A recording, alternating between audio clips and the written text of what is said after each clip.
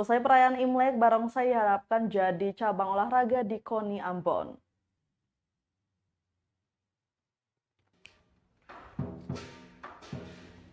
Pelatih barongsai dari Sasana Guangxi Ambon, Evandi Lisuryono, mengaku pihaknya sangat berkeinginan agar barongsai menjadi salah satu cabang olahraga atau cabur yang terdaftar di Komite Olahraga Nasional Indonesia atau KONI Kota Ambon. Pasalnya, pemerintah pusat atau Pempus telah menetapkan barongsai sebagai cabur di Indonesia. Bahkan warisan budaya Tiongkok itu telah memiliki wadah dengan nama Federasi Olahraga Barongsai atau FOB Indonesia. Sejumlah kota-kota besar di Indonesia juga telah menetapkan barongsai sebagai cabur, namun tidak dengan di Kota Ambon.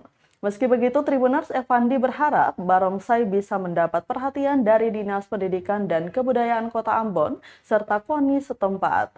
Pria asal Kota Makassar itu menyatakan selama setahun terakhir ini, dirinya telah melatih anak-anak Ambon untuk atraksi barongsai.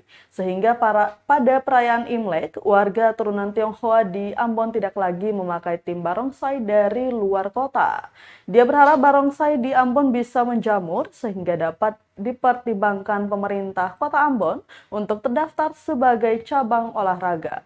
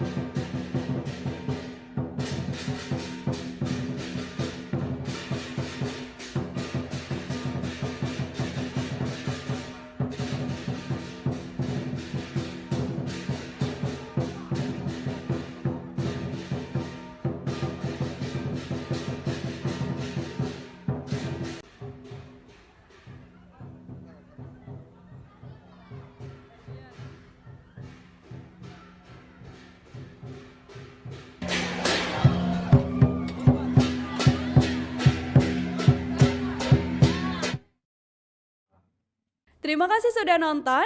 Jangan lupa like, subscribe, dan share ya.